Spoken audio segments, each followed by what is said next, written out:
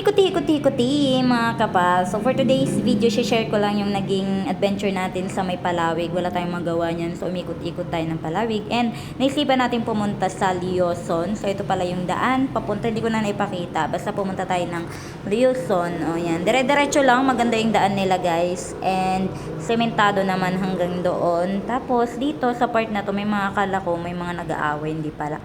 So mga bata pala na naglalaro hanggang sa ayan, bigla na lang niya tayong ayan, minto tayo dyan kasi magtatanong tayo kung saan yung papunta. Tapos ito na yung mga eksenang nangyari. Ang galing ni Kuya James manghula. Wala pa tayo dito. Gusto na talaga. Kita ko. Yes, ayan, video naman muna tayo. Nakita niya lang yung Yan. Ayan. So, ayan, may mga nakita tayong mga bata dito. Sabi, ano lugar ito? barangla po. Barangla, ayan. Pupunta kasi tayo ng Leoson, di natin alam. So, ayan, sure natin. Say hi muna kayo. Hi! Ano siya na speaker, guys? Wait lang. Lang nga. Papanood na. Kunin na, kunin na, kunin. Kahit ako. Papanood dito rin. Wow. Thank you po. Thank you po. Hindi, bye-bye. Bigyan ko yung si Ian. Yung tingnan ko. Ay, no. Yes! Upload ko na ata. May bibigyan ka ba? Ah, ilan kayo? Yan, totoo sila guys sa atin. Panoorin rin nila mamaya. Bigyan natin sila. Thank you! Bigyan natin lang konting ano lang kung paano. Saan kayo? May tindahan ba dito? Ayun kayo.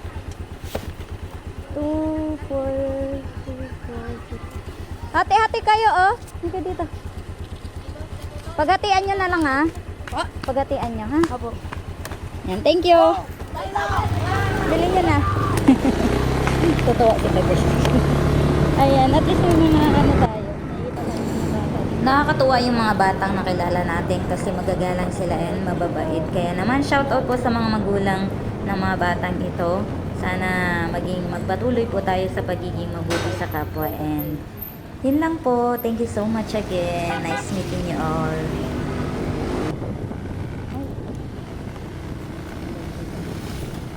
Ating charger. Tapos sa special mention na din si Kuya, nakasunod ko nakamotor. So siya yung nagbusina kanina kasi nga nalalaglag yung may charger wire ko. And thank you po sa inyo. And syempre, mag-isa lang tayo. Tapos medyo kabado. Pero hindi naman. Kabado lang kasi nga wala tayong kasama. And eto na yung ating pinuntahan. Para sa hindi pa nakakapunta.